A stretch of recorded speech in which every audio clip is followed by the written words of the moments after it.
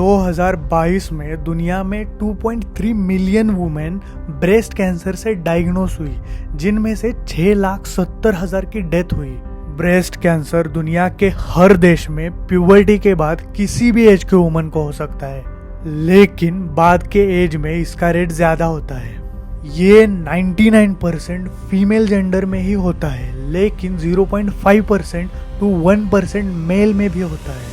Breast cancer में abnormal breast sales यानी cancer cells की ग्रोथ आउट ऑफ कंट्रोल हो जाती है और बाजू के ब्रेस्ट टिश्यू में स्प्रेड होके ट्यूमर्स फॉर्म होते हैं जो उस एरिया को थिक बनाते हैं। अगर इसे ऐसे ही रहने दिया गया तो ये पूरे बॉडी में दूसरे ऑर्गन्स जैसे कि लंग्स, लिवर, ब्रेन और हड्डियों तक स्प्रेड होके नए कैंसर रिलेटेड सिम्टम्स को दिखा सकता है, जैसे कि हड्डियां दुखना या सिर दर्द होना। कुछ फैक्टर्स के वजह से ब्रेस्ट कैंसर होने का रिस्क बढ़ जाता है, जैसे कि increasing age, obesity, harmful use of alcohol, family history of breast cancer, history of radiation exposure, reproductive history जैसे कि मेंस्ट्रुअल पीरियड स्टार्ट होने की और फर्स्ट प्रेगनेंसी की एज, टोबैको यूज और पोस्ट मेनोपॉजल हार्मोन थेरेपी।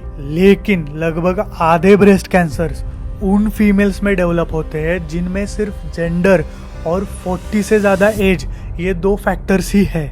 ज़्यादातर लोगों को कैंसर के अर्ली स्टेज में कोई सिम्टम्स एक्सपीरियंस नहीं होते, लेकिन इसके कुछ सिम्टम्स है, जैसे कि breast thickening without pain, breast का साइज और शेप बदलना, स्किन में गड्ढे, रेडनेस जैसे चेंजेस होना, निपल या उसके बाजू के स्किन में चेंजेस होना और निपल से एबनॉर्मल या ब्लडी फ्लूइड निकलना। ब्रेस्ट कैंसर की ट्रीटमेंट इसके सब टाइप और शरीर में ये कहाँ तक फैला हुआ है, मतलब कौन से स्टेज में है, इस पर डिपेंड करती है। इसकी ट्रीटमेंट मेडिकेशंस, रेडिएशन थेरेपी और सर्जरी पर बेस्ड होती है। सर्जरी से ब्रेस्ट के कैंसरस टिश्यू या पूरे ब्रेस्ट को निकाला जाता है।